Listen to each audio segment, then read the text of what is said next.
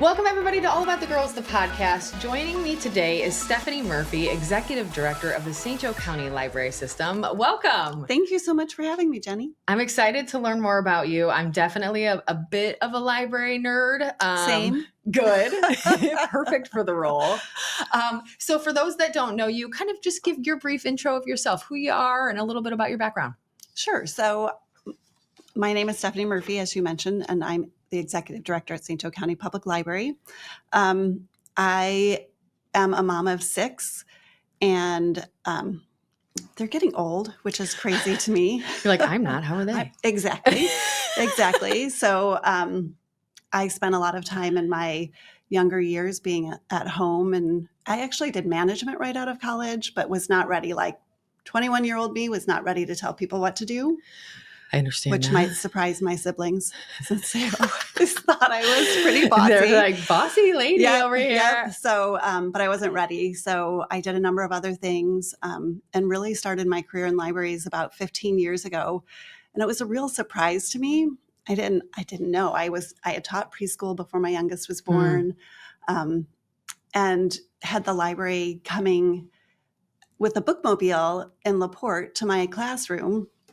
And they were great. My kiddos would get on and they'd get off and we'd check out books. And it was great. And the library lady would be like, oh, if you need anything for your classes, just let me know. And I would say, nah, I don't plan that far in advance. So it's fine. I'll just go to the library and get what I need. Oh, sure. Yeah. So loved that experience. Stayed home with my youngest, my bonus baby, as I like to call her, for about a year, and then needed to go back to work and started working part-time at the library.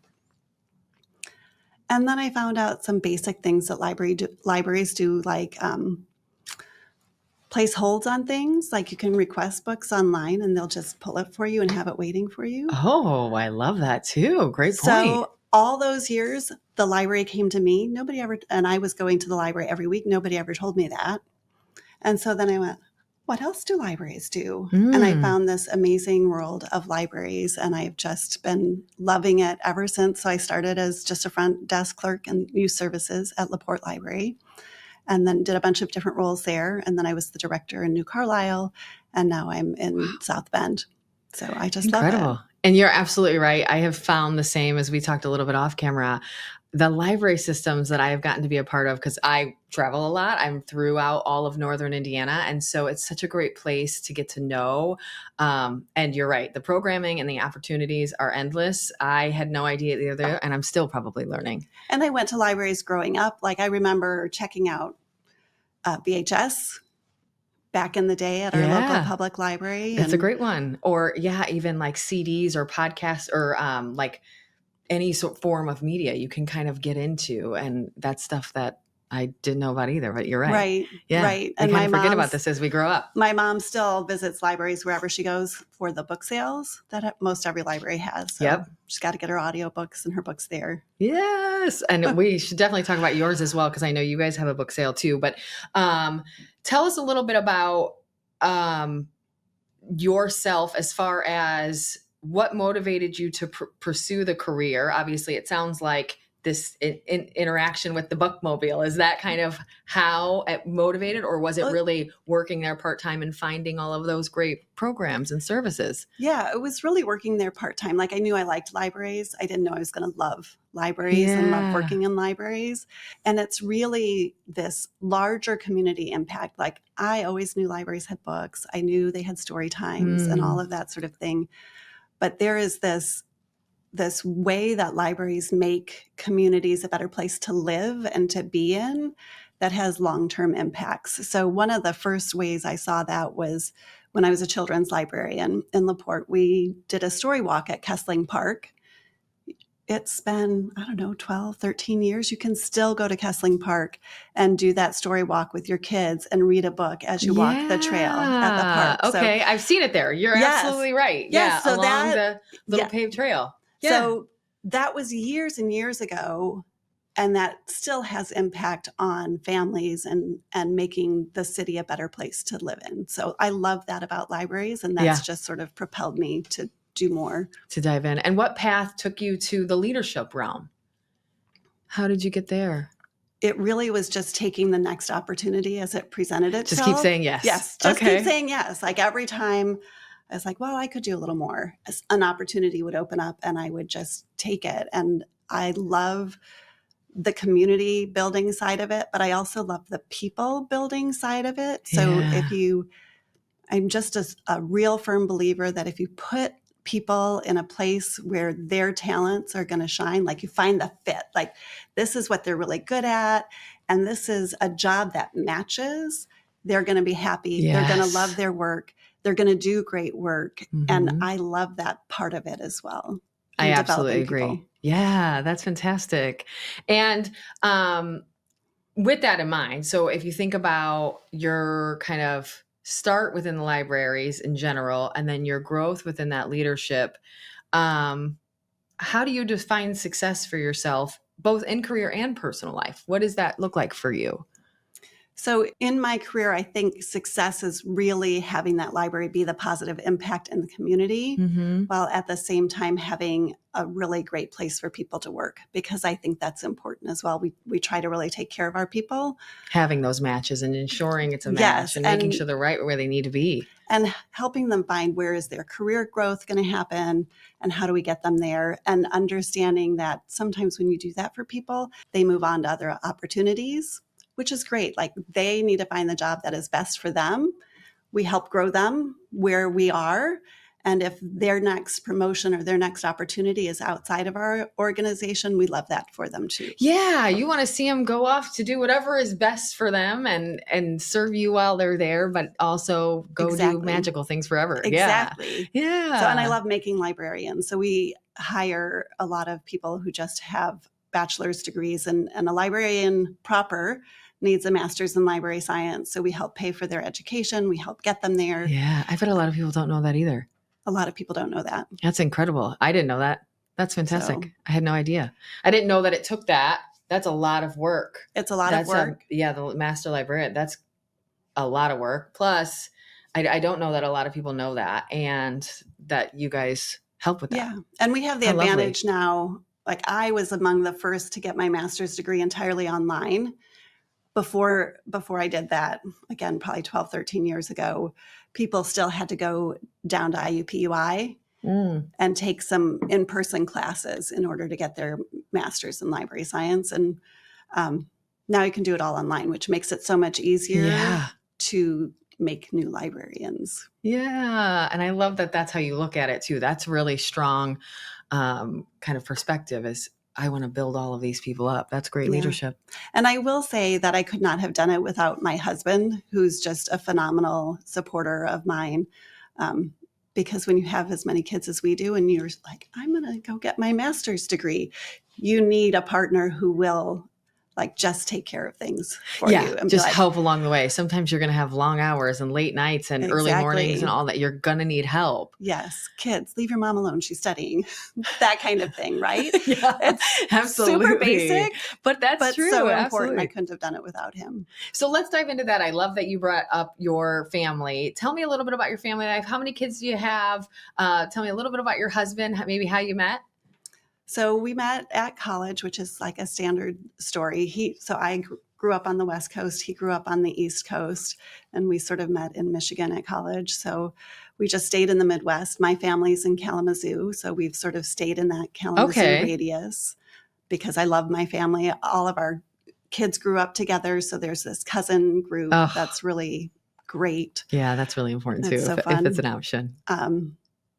So we have 6 children together. My oldest is going to be 30 this year, which, how does that happen? Again, I'm barely over 30.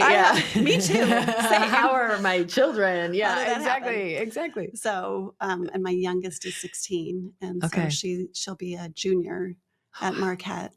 Fantastic. So, we probably have pictures of her somewhere. Does she do any sports or extracurriculars? She does theater, which is her first true love. And then she does tennis because it's a gym credit. And then she doesn't have to take gym. And all her friends are doing it. So, but it's a great, that's a great reason. They love doing it. And so she's fun to watch. And she gets just a little bit better every year. And the coaches are great. So they don't cut at Marquette, which is so wonderful. So they had like a 30-person girls tennis team this spring at all different levels. And some of these Fantastic. girls are picking up brackets for the first time. But then they get that opportunity to do so yes, too. Yeah, that's really they're great. just learning. So it's been a really good experience. Yeah, absolutely. That's amazing. So you mentioned you're from the West Coast. So tell me a little bit about that. Tell me about your upbringing. What did that look like? Tell me about your parents. You mentioned off camera, I think West Coast means full West Coast, California. That's right. Okay, tell me more. Right. So I am a California girl. Okay. Grew up in Southern California. And my grandparents always lived there. We lived there off and on over my youngest years. But my grandparents, both sides, always lived there, and they lived within walking distance of each other. Okay. Which was really nice. Yeah. But I just have these very fond memories of going and visiting my grandparents and having tickets to Disneyland under the Christmas tree. That was always the gift from Santa. Yeah. I love that. Phenomenal. In fact, my husband and I are going in September, and I'm taking him to Disneyland for the first time and back to California for the first time in many, many years. Oh my gosh. I'm excited about That's going to be really fun. Absolutely. It's really fun. And is it just you and your husband going? Yes. What a fun trip. That's going to be great. It'll be a good one. And just it was back last time, maybe 8 or 9 years ago with my son and my mother. And just to be back in that place with the mountains around you, it just has a vibe, which is what the kids say these days. Yeah, it's got a but vibe. You're absolutely right. That's just I've different. only been a little bit, but you're absolutely right. It's got its own own unique vibe. So it still feels like home. Okay. And my husband grew up just outside New York City in New Jersey. Very different vibe. So his dad still lived there for all the years that he was alive. So that's where we would take our kids on vacation. Okay. In the summer. It's definitely fully across the country from each other. Yes. Wow. Yes. So tell me about your family growing up. Do you have siblings? I do have siblings. I grew up with a sister and 2 brothers. Okay. And then when I was in college, my parents adopted a sibling group. Oh, fun. So that's incredible. Yes. Probably an interesting experience. Not many have. An interesting experience. Yeah. Yes. And how many were it was siblings? 3. Yep. 2 girls and a boy. So it's hard because they were older. So it's a challenging thing to adopt older kids. Yeah, absolutely. So, good for my parents. Yeah, that's incredible. So, but the siblings I grew up with, 1 sister and 2 brothers, and we were boom, boom, boom, like so close in age. And wherever we moved, because we moved quite a bit, my mom just likes a new house and she likes a new place. Okay. Like she just likes change. She still likes change. Absolutely. That's totally, I love that. But wherever we moved, I always had like new school. Oh, but there's my sister. There's my brother. So we're still close. In fact, I've got one brother in Nashville right now, and my brother and sister are in Kalamazoo. And maybe a year ago, we realized, we're grown-ups. We can just do things without the kids. Yes. So, and have your own fun. And have our together own fun. As adults, which is like the best part. Yep. We have a set once a month. We're going to get together. We take turns planning it, and we go and have dinner. Or we were at a festival in Kalamazoo this last weekend, and it's just been a beautiful thing to see our relationship go from revolving really around our children to just being solidly with each other. Okay. And growing up, if you think about your sibling relationships, were you guys close then? Did you fight a lot as kids? Or fair balance of all? Sure. Fair balance of all. Okay. Right? And I remember my sister and I in particular, and we're 18 months apart maybe. We did not get along high school and college. We did not like each other. We discovered as adults in probably our late 20s and early 30s that we were actually jealous of each other. Okay. Not uncommon, absolutely probably. But now we're great friends. And she's my person, besides my husband, she's my person. And so we talk a lot and we get along really well now. But you cannot judge your relationship with your siblings based on your adolescence. Absolutely. That's a great point. I love that you bring it up. You're absolutely correct. I think every sibling pair or every sibling group just fights. They're going to fight. It's going to happen because you live under one roof exactly. as, adolescents who are going through their own world of things and, that comes together. It's probably pretty And explosive. there's some competition and there's Yeah. And some jealousy, like you said, there's jealousy. jealousy and competition and who's doing better. And you're not like me. So we're different. And it's just, Yes. we're all still trying to find ourselves. So, being courteous of others isn't necessarily at the top of the list. That's so true. I love that. That's fantastic. So you moved around a ton. Obviously, you're out here in this region now. You're working with the library system. Tell me a little bit about some of your passions. What do you do outside of work? How do you and how do you kind of pair that with your I always say, I hate to say work-life balance, but I don't have another word, maybe more your well-being and balance. Tell me a little bit about your fun stuff. Sure. So because I have all of these kids, we often will go wherever they are. So I have one in Bloomington. I have two in Chicago right now. I have one going to school in Indianapolis. So we spend a lot of weekends on the road Okay. going to see one of them. But I also love to travel. I'll go anywhere. I'll do just about anything. With one of my daughters, we had a dream trip to Italy 2 years ago now, which was phenomenal. It was my first opportunity to go overseas at all. So loved that. Where'd you go? We went to Rome and Florence. And when we were in Florence, we did a little bus tour, winery, like a wine tasting. And we visited the oldest walled city, which I think is San Reggiano. I could be wrong. Yeah, I couldn't remember any of the names. But it's just honestly. around the Tuscan countryside. And I loved it. I want to go back, but there's also so many other places that I haven't been to. I feel that in my soul. Yeah, it's hard to okay, I've been there. Now I need to do at least 7 other places before I come back. Right. But then you love that place too. Right. So it's got its own little place in your heart. Exactly. And how was traveling with a sibling? How's that work for you guys? That was with my daughter. Oh, that was with your daughter. Okay. That was probably amazing. She was in college at the time, so it was that is like a dream trip. Yes. Wow. Yes. Now I got to figure out where I'm going with my other kids. Okay, so each of them will have their own kind of version of that. Maybe. Yeah. We'll see how it goes. I think that's fantastic. And could you guess right now what the other 3 will pick as far as where? No. My oldest daughter's in China right now. Oh, wow. And so the trip to Italy actually came out of that because she spent a year post-COVID teaching English in China. Oh, wow. She's working on her PhD at IU, and she had this opportunity to teach. And so the initial plan was to visit her in China, but the post-COVID restrictions were so harsh over there. Like they were still quarantining and masking long after we were here. Mm-hmm.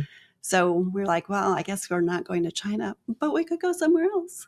Yes. So that came from there. So oh my gosh. She's been to China. She's in China right now, which is crazy. It's just so crazy. Yeah. Your kids are literally spread out throughout the whole world. They're all over the place. Yes. Yeah.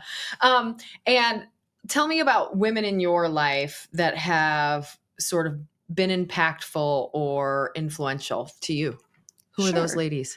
So I would say, I'm always going to say my mother and my grandmother, right? They're very strong women and really resilient, I think. And that's like, we just know our own minds. And I think I get that from them. And in order to be a leader, you do have to make so many decisions and you do have to kind of know your own mind. So I did learn a lot from them. I had a manager in college and I just worked in food service, but she, I don't even remember her name, but she believed in me and who I was and that I could progress to the next thing. And she's the one that gave me the opportunity to manage through Marriott at the time. Okay. She got me in that position. And really Trudy Menke she's a leadership coach and she does disc analysis. She's just been phenomenal to work with. She's done executive coaching with me, but she's just a beautiful human being too. I've not heard of her, so that's great. I'll check her out. Yeah, she's great. So she works out of New Carlisle and does a lot in LaPorte and South Bend and in the region. So she's great. So those are some of the women Those that are I would fantastic. name. Yeah, exactly what we were looking for. So tell me a little bit about your day-to-day career now. So we've kind of walked through your upbringing, where you grew up, and your siblings and your kiddos and your life.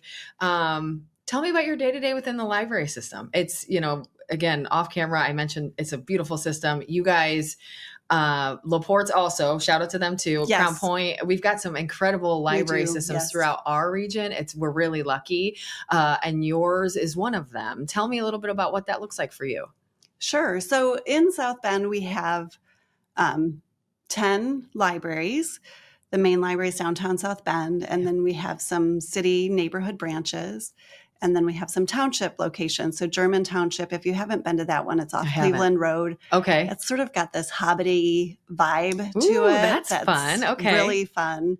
There's one in Francis, which is up in Clay Township, and then Center Township. Mm-hmm. And then we have 2 small town libraries in Lakeville and North Liberty. Okay.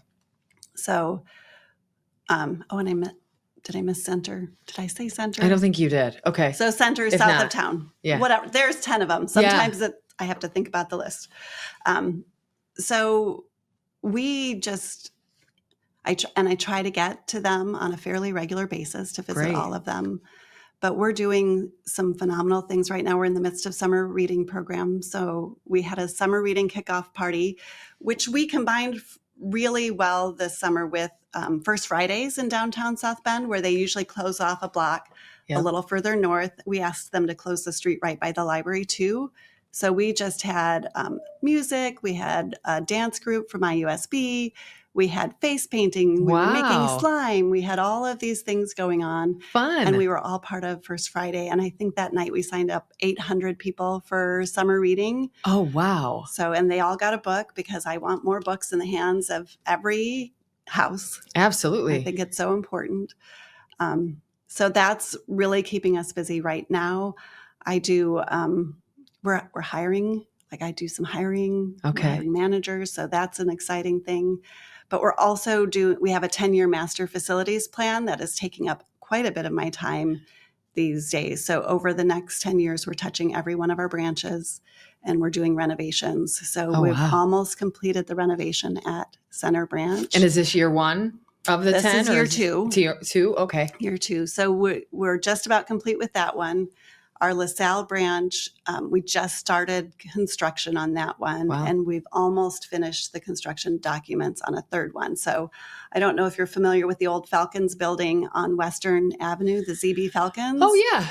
So absolutely. We bought that building, and we're turning that into a library. It's very exciting. That is exciting. I had not heard this. So amazing. We have a branch behind Kroger right there, which most people don't know is there because it's hiding.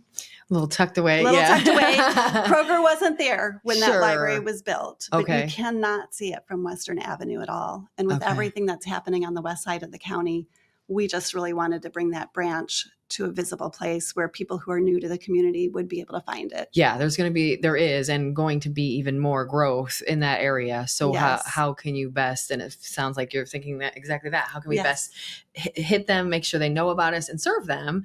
And that's the exact way, I suppose. Exactly. That's great. And we're taking this kind of rundown 1970s building and turning it into something beautiful for the community, which is so exciting. That is exciting. We're trying to figure out how to also nod to the community that existed in that space. So when we did a community meeting around it, I met some people who've always lived there, and they had the first people who came to that community meeting were like, "We're so glad you're doing something on this side of town.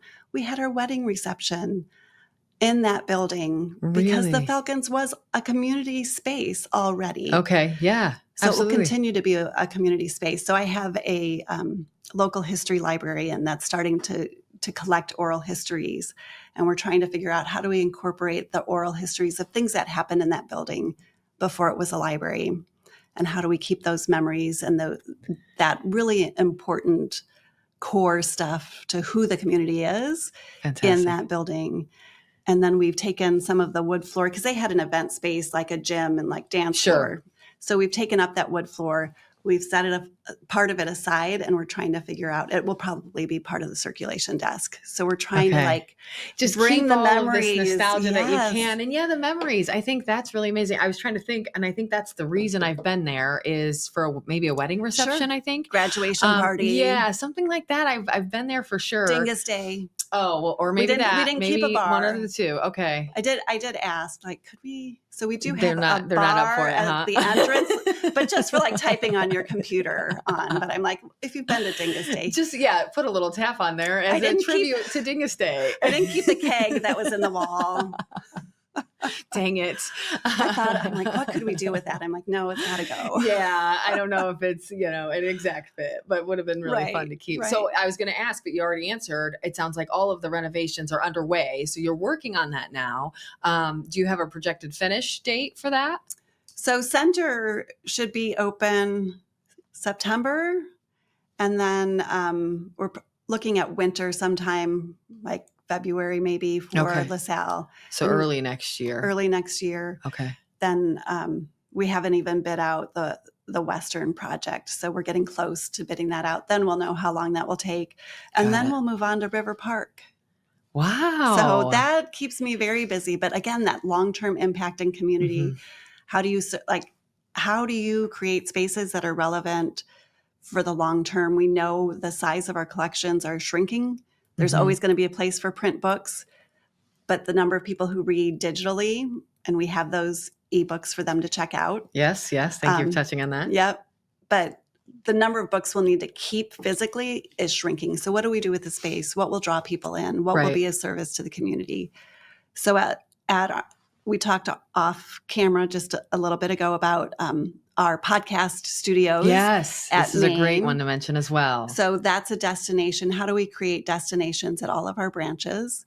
At Center, we're putting in for the kids a little like a teardrop camper and a canoe that they can climb in. Oh, that's fun. And then outdoors, we'll do a story walk and a little garden out there that the kids can play in. There's like a little trough that they can pump water for and things like that. At LaSalle, we're doing an art studio kind of thing. We'll have like a vending machine where you can check out art supplies. And our space, Studio 304 at Maine, is very tech focused. So you can use Adobe Creative Suites there. Oh, wow. Our podcast studios, all that very high tech stuff. At LaSalle, it's going to be low tech analog art. So you'll be able to check out oil pastels. Oh, wow. Or watercolor for use in the building. And we really think that will draw people. Come in for a couple hours, kind of get your art on. And then get your art on, yeah. And really explore your creative side and come over and see what the library is about. Yeah. So one of the things I thought of, and this might be a weird left for you, so apologies in advance. But, that's what we're going to do here. Yeah, exactly. Right. So one of the things I felt coming into, our sites, Great News, kind of had started in Valpo, covered all of Porter County, then went into LaPorte County and then Lake County and now in Michiana, right? And Michiana being the furthest, that's probably the most, over the last year, has been the most I've really gotten to experience your libraries as I kind of headed in there. And one of the things I didn't know, and I am still probably learning, I probably know a fraction of the amount, is how the library card system works. So meaning, if you have a library card, you first need to have a library card, I think from your county or your local library. But I think you can get access through other library cards or libraries through other library cards. So tell me a little bit about what that looks like. Cause I feel it's very, from my perspective, it was really unknown. I probably know a little bit now, but I think a lot of people don't necessarily know how that all works. Sure. You're right. They don't know. And it's a little tricky because of course libraries have been around, public libraries have been around in the U.S. for 125, 150 years. Like it's been a long time. Absolutely. So the library system in Indiana was built on townships. Okay, townships. Townships. And a lot of people don't even know what township they live in because they're less, like You know what city you live in. Yeah, You know just what no one county you talks about live the in. township very often, Nope. unless, like in my case, my local fire department is named after our township, Right. and my husband's on it. Therefore, I know I'm Wayne Township, right? Right. But not everybody. That's only Right. the only reason I would know off the top of my head. Fire protection is also very much a township. Okay, that's a great point. It's Okay, it's one of the primary responsibilities of townships. Okay, is fire protection. So that makes perfect. Yeah, Makes perfect absolutely. Sense. So it's really have districts like schools, and they're based on township lines. Got it. And so even though we're St. Joe County Public Library, we don't actually serve all of the townships in St. Joseph County. Because there's some other systems that come in as well. Okay. Correct. But your taxes, your property taxes that you pay, if you live in one of the townships that we serve, they come to St. Joe County Public Library. Great. If you live, for example, in Olive Township, your property taxes for libraries go to Olive Township Public Library. Got it. So which is great to know too, that it's going, no matter where you're at, it's going to your local. Correct. So that makes it a little trickier to know what is your home library. And for most reciprocal cards, you need that home library card in order to get a card at a neighboring library. Got it. So you go get your local township card, and then can I then with a local township card get a library card to anywhere else? How does that work? Or is it more? It varies library to library. Okay, that's a great thing to say, because I wasn't sure how that works. So it doesn't make it simple. Okay. And then we do charge a fee for if you don't live in our district to help pay for those services that we're then providing for you. That makes a ton of sense. And I think you guys do allow some of that, right? Like if I have a township card, I can purchase a library card from you that gives me access locally for you as well. Correct. And it's $50, which is less than what our locals pay in taxes. Because it's just a complicated mix of funding for libraries, because we do receive some income taxes. So, but I think having the opportunity for me, because it's $50 a year, correct? Correct. For me, I think that's wonderful. Just as you said, and as I've experienced, knowing the services that you offer and knowing that it would cost me $50 a year to be a part of all of that, I think that's phenomenal. And similarly, as we said, LaPorte County, and I don't know that they have the same program, but LaPorte County and Crown Point Library and all of these other libraries have these great systems. So if they have a system or an opportunity like that where you could be a part, I think it's lovely. Well, here's an exciting thing. You can actually buy, it's called a plaque card. Okay. And I want to say, did they just change the price? It's right around $100.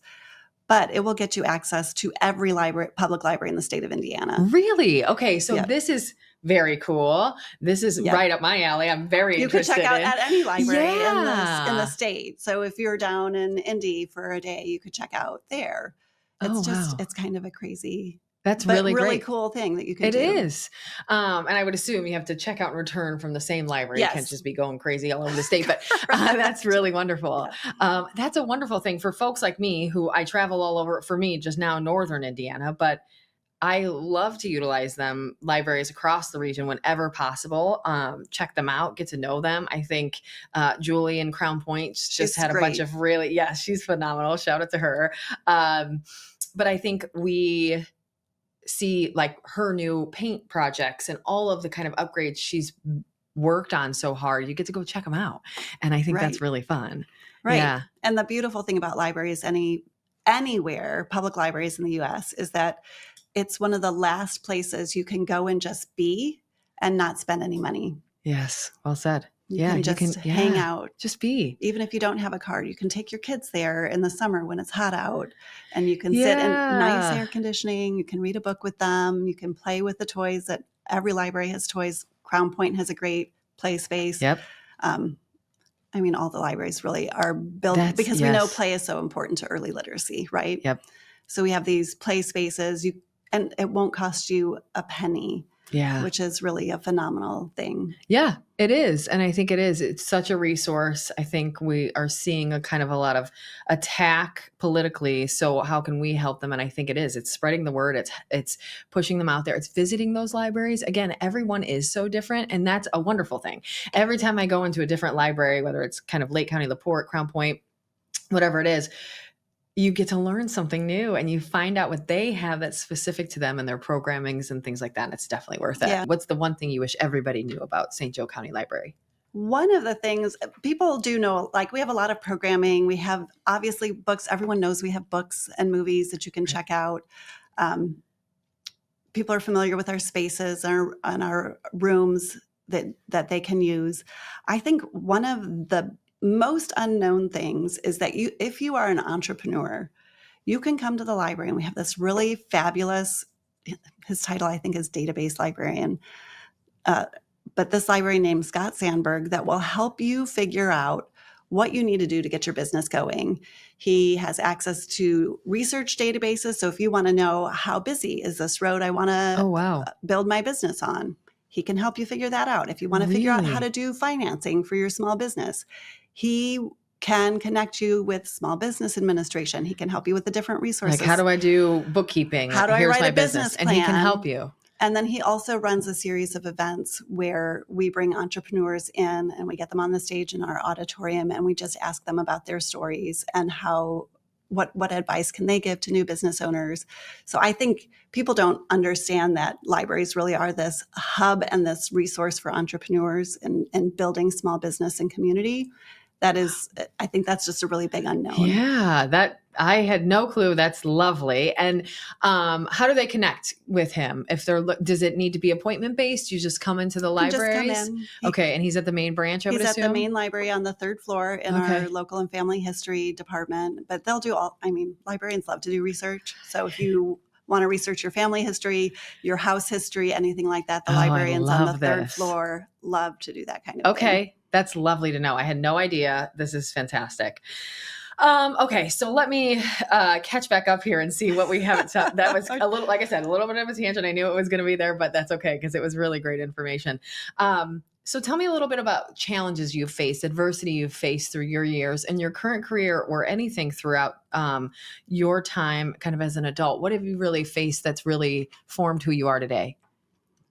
Sure. I think my family has had a lot of medical things. My husband had idiopathic cardiomyopathy when he was in his late 40s, which idiopathic just means we don't know why. Okay.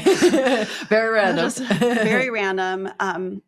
And it was a very, very bad diagnosis when our youngest was a baby. Okay. And he's come through that, and he's fine now. He still has the diagnosis. He has an internal defibrillator. Okay, that's what I was going to ask. Like, how do they fix that? But he's symptom free now. But okay, that's lovely. at the time, that was very scary. Especially with small kiddos. Yeah. Especially with small kiddos, when you think your husband's not going to make it. Oh, that was very hard. Absolutely. One of my kiddos was a 28-weeker, so she was very premature. Oh my birth. Goodness. And NICU, I would assume, for quite some time. At Memorial Hospital before they had a Ronald McDonald House there. So shout out to the Ronald McDonald House. Yeah. It's such a great service that they provide there. But they have cerebral palsy, and so I always had a kid who had. They started with a walker and then crutches, and so that just changes the way you view the world in terms of disability and access. And then my youngest also had a random heart condition called SVT, which her heart would just beat like, 180 beats a minute randomly. It's not life-threatening, but she had to have a procedure for that. So all of these things, I think, have just built a level of compassion in me and a way of viewing the world. And when I do onboarding for my staff, one of the things we talk about is respecting the human being that's coming in and seeing the human being that's coming in every day as a person, and not knowing what people are going through. Like, everybody has stuff in their life. Yes. At different points of time. And you would be shocked at the people who will come in and be like, my dad is in the hospital, but I got to return his library books. Like, it's okay. You don't gotta. That's fine. Don't worry about it. We're gonna all be okay. Yeah. That's fine. Yeah. But you don't know, that patron who's being really angry with you. Like, sure. You don't know where they came from. You don't and know. Most often it's not about you. It's not about you. Something else they're dealing with. And we have about 200, I think, a little more than 200 staff members. So I can guarantee you that anybody working at any given time, we have somebody who's sick, somebody who's dealing with an ill family member. like people have stuff all the Yes. time and you I don't think know all who. people have All stuff. people. Yeah, it's a great reminder for folks. It's a great reminder for me, even me. It's just that person that passed you too fast or on the highway or Right. whatever it is, the person, yeah, that you said like is short with you or whatever. And so It's giving people space, yeah. like don't take it personally and just Yes. go, you maybe didn't mean like that grumpy coworker who sent like the email, like you maybe didn't mean it, but it came Yeah. across this way. And most of the time people will be like, oh, no, I didn't mean that at Yes. all. Almost always. Or so sorry. I was running late this morning. My kid threw up in the car. Had to bring them home, find a sitter. Right. Like you just I'm don't know what's behind it. exactly. And Well said. so try and I think my staff does a really great job of approaching people who come into our buildings in that welcoming and sort of giving people grace Mm, to be like, just to understand people are coming from all different spots. And so yeah. I do think that those experiences in my life, Helped build that in you. yes, and Well hopefully said. create a better, more welcoming environment for our libraries. Yeah. And you mentioned kind of early on, your husband was a really big piece of helping you through your journey and your career. Because at some point, if you want to be a leader like you are, it takes a lot of time and a lot of energy and a lot of effort. And you need that person that can back you up with all the other things that are happening similarly Right, in your right. life. How did you find, because that can get a little crazy, and especially if you're making some of these changes in your career or happening as some of these harder things in your life, if those crash together sometimes, that gets even harder. How do you balance all of that so that your career doesn't take over your whole life or vice versa and both kind of grow? Sure. I really believe in boundaries. You have to. I just got back from a vacation. My staff know I am not checking my email while I'm on vacation because I need that break in order to come Yes. back and be my best self as a leader. Um, but they will call me, and they do call me when I'm on vacation when they need to, and they know they can do that. So I am available to them.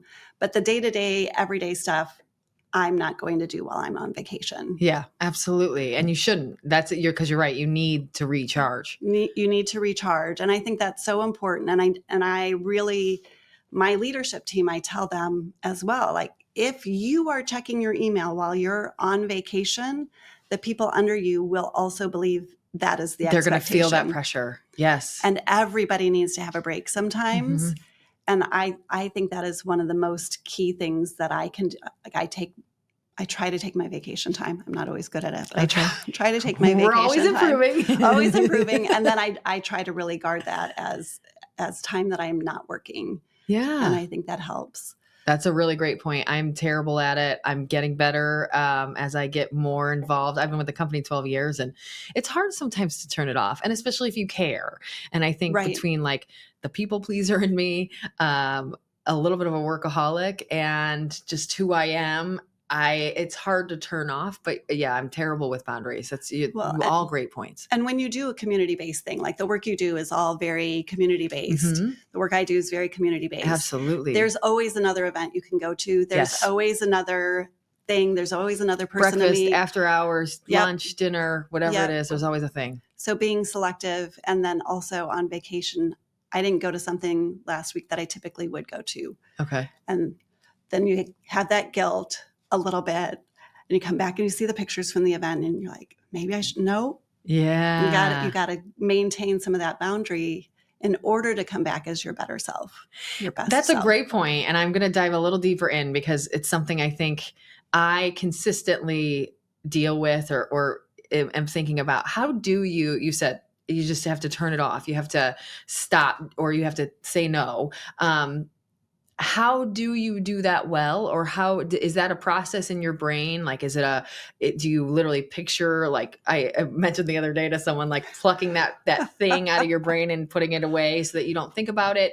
Is it just a cognizant effort? How do you actually, because I think easier said than done, right? Easier said than I struggle done. with it a ton of turning that off. If I'm feeling bad about not doing that event, or I took a day to rest, or whatever the heck it is, the guilt's there. How do you turn that off? Have you figured it out? I think some of it is trying to stop the negative self-talk when it happens. You're not good enough. You should You're have. not doing Yeah, enough. you didn't. You did. Yes. Yeah. And so trying to turn that off. And Okay. for me in my position too, it's also, I really have to trust my team, right? Yeah. And know that they will call me if they need me. They're not going to let the place burn. They're not going to let the place burn. No, or even anything minutely as serious, because they're going to, if they know, and they probably know you well enough to know what you would want to know about, and that you'll need to be called because you're not checking your email. Right. And letting go of that control is also a really hard thing, because you don't get to a level of leadership without wanting to exercise some sort of control over things. Yes. Most of us tend to be control freaks a little bit. Exactly. Yeah. And so, you have to let other people do things. You have to let them do things their way and not your way. Yep. If you're going to lead an organization of any size. And then you also have to say, no, they can do this. Yeah. When I'm gone for a week, and they will call me. And they have called me on vacation, and it has been for important things where I've been like, yes, you needed to call me for that. And so those experiences have also allowed me to trust them more. That's great. That's exactly what I was looking for, because they're so hand in hand. When you give up the trust, a lot of that other stuff will will be eased. Right. Because you've given the trust in them and saying, hey, I've got to trust you. I'm going to trust you. And now that I have, a lot of the anxiety probably goes away. Yes. And if I didn't have such a phenomenal team, it would be harder. But I have they're so great. They love what they do as well. And they're good at their jobs. And so they can do it for a week without me. Yeah. And they're probably going to excel and do wonderful anyway. And it's going to be great, right? That's the best thing you can ever ask for, is a team that you can trust. And I think it is. The control is hard to give up. The trust is hard to give to everyone. But it is the way to be able to not feel guilty about every single thing that you don't hit. And what we do is important. It's really important work. Mm-hmm. What you do in bringing positive news, I think, is really important in this world. But also, nobody's going to die if we don't do it for a day. Yes. We say internally the exact same thing. Literally, I say, guys, no one's going to die. We're not curing cancer here. Right. We're going to be fine. Because at the end of the day, it's good news, and it's needed, and it's important. But if we don't get that story out today and it goes out tomorrow morning, everything's going to be okay. It's going to be okay. It's still going to be fine. Yeah. And so putting it in perspective of, yes, it's really important work, but yes, it's okay if we take a break. Yes. That's wonderful. I love the advice. So burnout, have you ever dealt with some doubt or some burnout that you've gone through that made that path a little messier, a little tougher? Sure. So I think every woman, it would be really unusual to not have some imposter syndrome. Absolutely. And this job was a big leap for me, to be a director of a small town, one building library system. And I'd worked in La Porte, which had, I can't remember, maybe 7 branches. Okay. So I'd worked in a branch system before. But this was a big step up. And so then to kind of just own that takes time. But I saw a man of a much smaller organization introduce himself as an executive director. And I'd always just been like, I'm the director. You know what?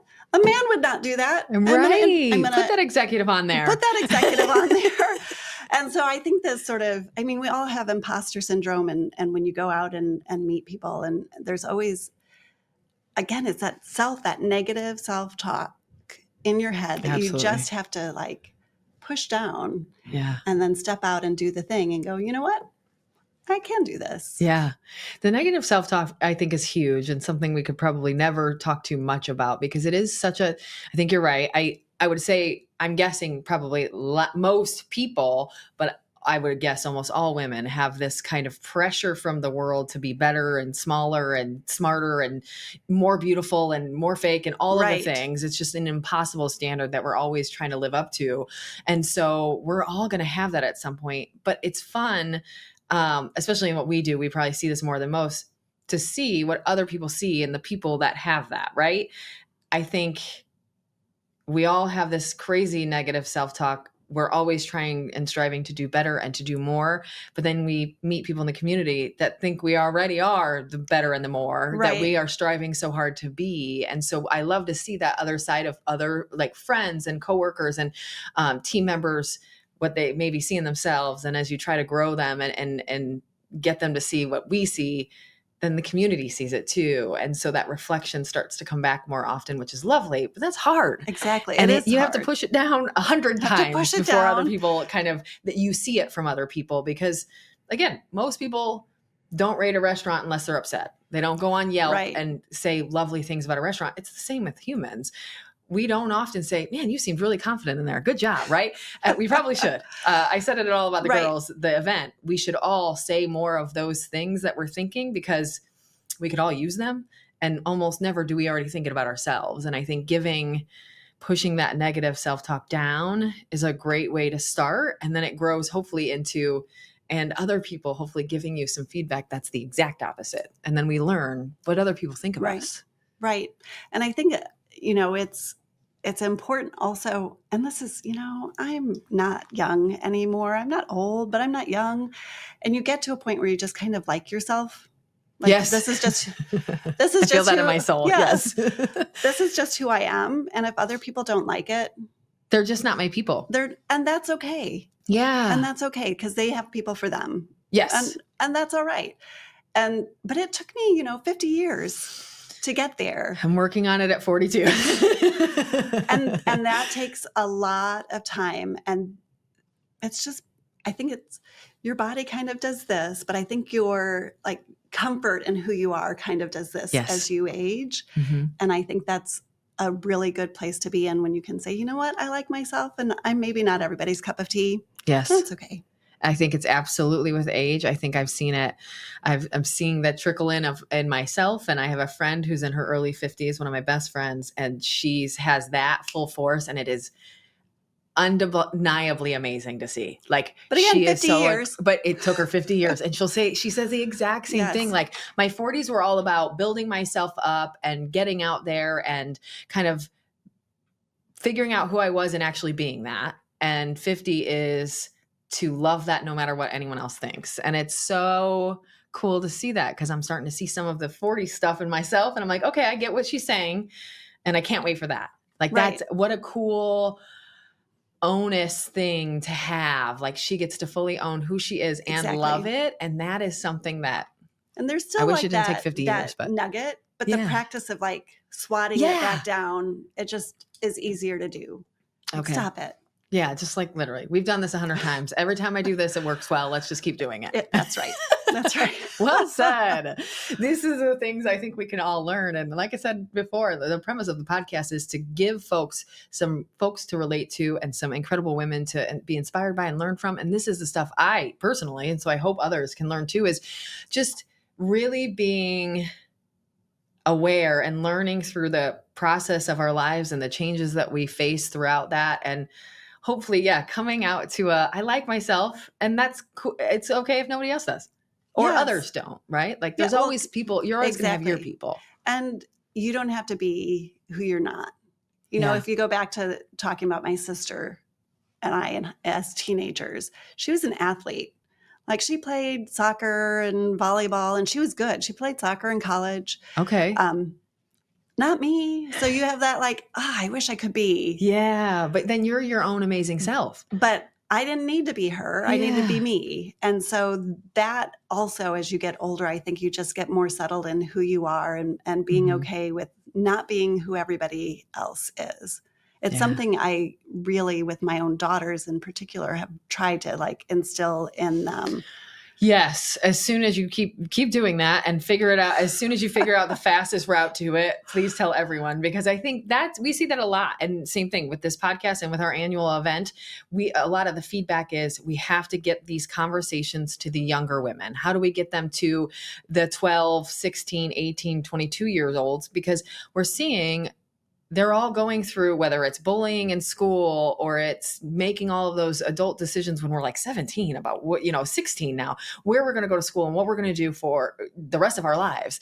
And so it's which so is hard. insane. It is. I had last summer when I had the interns, they said, what is one thing you wish you had known when you were younger? And I said, I wish I'd known I didn't have to have it all figured out. I didn't Well start. said. Yes. I was 38 when I started working in libraries. You don't have to do this. You do not have to do the same thing you did when you got out of college. Absolutely. You don't have to work the same career forever and ever. You can try things. If it doesn't work out, there's a whole world out there. Yes. Do something different. And when you're 20, that seems impossible and scary as heck. And because they tell you, like, as soon as you start high school, where are you going to go to college? What do you want to do? My 16-year-old is starting to think about college. Like, but I don't know what I want to do, Mom. You're 15. Like, if you're that young, you shouldn't know what. It's okay. I know I want to learn. Okay, great. Yeah. And what can we do to help that process along the way? And even if you're not right at the end, it's okay too. It's okay. You can just switch it up. Yeah. And what you do right out of college and what you do 5 years later and 20 years later can all be different. Can and that's all okay. be different. Yeah. I think that kind of the gold standard kind of air quotes that we're used to of the regular, you go to school and then you get out of high school and you go to college, or I think now is acceptable to say, or trade work, right? I think that is something that we've added in the last probably decade or so that wasn't probably previously accepted. And then you go do that for the rest of your life. Right. Changes aren't really talked about or even maybe portrayed as acceptable. And so when you get into something and you're like, wait, what if I want to change? You feel so stuck. And so I think it's great. Infamously, I have a graphic design degree. Great when we're building things that I should approve and I have some design background, but I don't use it day to day. Right. And I did exactly what you said. I graduated college. I got my degree. I went to work for that industry and I liked it. But then I found this place and that was a total switch and that's okay. Right. Yes. Yeah. I love that. And I mean, 20 years in one career gets you to 40. Right. That's not old. No, exactly. That's like the time where you start doing whatever you want, right? Like you've got adult money and you're no longer striving off of like server money and trying to plan for college at the same time. And you can do what you want and you can really plan that. And you have some intelligence and some base behind you, some street smarts. So many skills are transferable. Yes. Like if you're good at doing this, it also might work out over here too in a different industry. Can you think a little? Yeah. You can communicate clearly. Exactly. Like soft skills of showing up on time and being nice and professional and kind and being, thoughtful. All of those things go really far. They really do. Yeah. Okay. And what keeps you motivated day to day? It is really just my passion for building better communities. I really believe that libraries make communities better places to live. And being able to be a part of that keeps me coming back to work every day and building this really phenomenal team that welcomes everybody in. We're creating space for people to be entrepreneurs, to do creative things, to read, to learn. All of that stuff absolutely is why we're here, and really placemaking and creating these beautiful places for people to be. Okay. It's all about the people. Yes. This year at All About the Girls, our theme for our 10-year kind of anniversary was every year at the event is a different theme. And this year's theme was Dear Me, advice you would give to a younger you. So think about that subject a little bit. What is some advice? And you kind of just mentioned this actually. Yes. So so maybe it's right there. What is that advice that you would give to younger you? In addition to like, you don't have to have it all figured out. Get over yourself. Yes. I love you this. You look good enough. Yeah. You are good enough. Stop worrying so much. Yeah. You're fine. Because almost everybody in the room is worried about themselves and they're not worried about you anyway. Yes. So if you can come above that and not also be worried about yourself, then I think you're going to strive a little bit further, right? And it's so easy to get sucked into I grew up in the 80s. It was the time of, the first boob jobs and the first plastic supermodels and plastic surgery. And that I think it's almost worse for my daughters because you have so much of that. I can't believe the amount of Botox ads I get, which no shame, like do what you, Yeah, absolutely. If that's what everybody's, you want to do, that's if that's great. what you want to do, but you shouldn't feel like you have to, or like you're not enough if you don't. And that whole like image stuff that really started in the 80s and has just exploded. Yeah. Like it's not real. Yeah. It never was real. You just look like you. Yeah. And it's a lot of that's good. BS is based on advertising. Well, yes. It's and just marketing. You look like your mother. You look like your father. You look like your grandmother. Yeah. That's okay. And it's great. Like we should all look different and we should all look different. And I think we do have this kind of now saying that as a girl who loves a little fashion and a little yes. Well, and that's the thing, because you can do fashion your way and you can do it the way that looks best for you and what you want and how you want to look. And I think that still creates or allows for so much individuality. Right. And that's the fun part about it, because we should all look different. And I think in the age of the Kardashians, and not that I don't want to bash them, but just humans like that have such an influence on what we look like and what we do. You feel like people all get the same stuff done and then they all sort of look the same. And I don't want them to look the same. Yes. I want everyone to look a little different and be uniquely them, you know?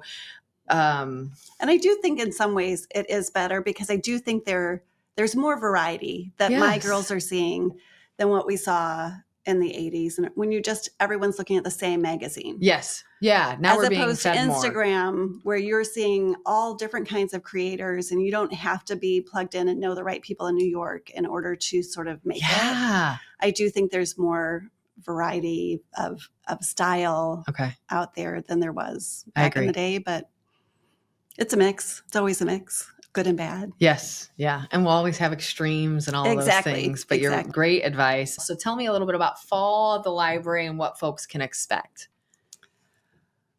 Fall in the library is, always stuff going on. It's sort of a quieter time at the library. You get into the holidays, people get very busy. But in September, and I'll invite you to we'll do a grand reopening of Center Branch. Yes, I would love that. Absolutely. Please do. That's really exciting. So you can look forward to that. That's probably the biggest thing. I'm sure we'll have another entrepreneur hour if somebody wants to come out to that. We have a new speaker series called Culturally Speaking. So we'll tell me more. Another author. So we're trying to amplify voices that are not typically heard. We just had Nee Vo, I'm not a science fiction fantasy reader. She writes science fiction fantasy. She was a great author to come and visit. In January, we had Jason Reynolds, who I'm a super fan of. He writes children's and YA books and is an absolute genius. So he was good. So I don't remember who's coming up next, but they'll be a great speaker. Great. And we always work with Brainlayer Books. If you haven't. Yes. So Kathy Burnett is amazing, and she does the interviews for us. So that's always a phenomenal thing. But visit our new spaces. Okay. That's the most exciting thing coming up. Perfect. So I've got a little bit of close here before we get to our quick response questions. Okay. So tell me a couple. So these are similar, very quick, short, probably answers, but no buzzer needed. What brings you the most joy in life right now? What brings me the most joy in life right now is seeing my adult kids together having a good time. Yes. Perfect. And if you could describe yourself in 3 words, what would they be? Oh, you said these were going to be easy. That's real hard. I threw you for a loop. 3. I'm a word person and I can't come up with 3 words. It's hard when we flip it on ourselves. You know, yes. It's not as easy. Determined, passionate, and I hope loving. Perfect. Those are great. And I don't know you that well, but I feel like you're spot on. And what do you hope other women take away from hearing your story on the podcast? I would hope that they would just feel empowered to go for it. Yeah. Like, don't let fear hold you back. Just go for it. Yes. All right. Are you ready? Quick response questions. So as I mentioned, you've got 5 seconds. I'll try to get the buzzer in the mic's, reach so that everyone can hear it. It's very aggressive. All right. First up, if you could only eat one meal for the rest of your life, what meal would it be? Pasta Yes. What's your spirit animal? Oh, cat. That was good. That was close. I'm like counting in my head. If you could swap lives with any fictional character, who would it be? This is right up your alley. It would be one of the sisters from Little Women, probably Oh, Jo. I love that answer. What's your favorite smell? It would be babies.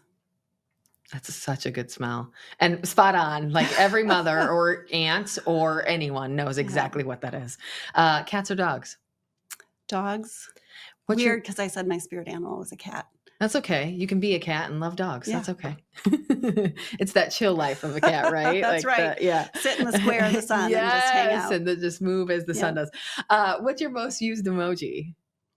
The laughing one with the laughing tears. Good one. What's one talent you wish you had? Art. Really? I wish I could paint beautiful pictures. I can do computer art, obviously, with my background, but paint, it's not my life. I would love that too. What's your guilty pleasure TV show? Right now I'm watching The Bear. Oh, which great. is not really guilty pleasure, but it is a good one. I've heard wonderful things. My husband's watched it. I haven't, but I've heard it's fantastic. If you could instantly master any instrument, what instrument would it be? Oh, how about the violin? Oh, yeah. Good one. It would be hard. I bet it would be hard. Yeah. I have a friend. She does lessons. So if you ever decide, let me know. Coffee or tea? Coffee. Same. If you could have dinner with one person, dead or alive, who would they be? Oh, it would be the new Pope Leo from Chicago. Good answer. Yes. Stellar answer. What's the weirdest thing in your fridge right now? The weirdest thing in my fridge right now is probably halloumi. And I'm only saying that because it's this cheese I saw in a recipe that I couldn't find locally, but in Bloomington at an international grocery store, I found it. And I was like, we will try this. Oh, and is it fantastic? Have you tried it yet? I don't know if I did it right. We tried it last night. I'm not sure I made it right. Okay. So we're not sure. to be seen. Yes. Okay. If you were a superhero, what would your superpower be? My superpower, this is such a common question. Why don't I have a standard answer? I'm going to fly. Oh, you got it. Close. I like that. Yeah. What was the last thing that you Googled? What is the last thing I Googled?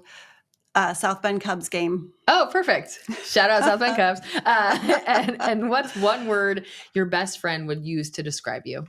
Hilarious. That's perfect. You did it. There was a couple close calls, but you didn't get buzzed. How do you feel? Good? Feel great. Yes. Okay, good. Is there anything we didn't touch on that you want to mention? I don't think so. I think we talked about a lot of things, and I think it was really good. Good. And obviously, everyone can connect with you online in the library. How's the best connect with you and the library? They can connect with me on LinkedIn. Great. Stephanie Murphy is kind of a common name, but I'm the only one that works at St. Joe County Public Library. Perfect. So an easy find. And then the library is sjcpl.org. Awesome. Well, you guys, you heard it here first. Stephanie Murphy from St. Joe County Library. Thank you for all your insight. Lovely advice. Appreciate it a ton and great to get to know you. You guys, stay tuned next month for another awesome episode and take care.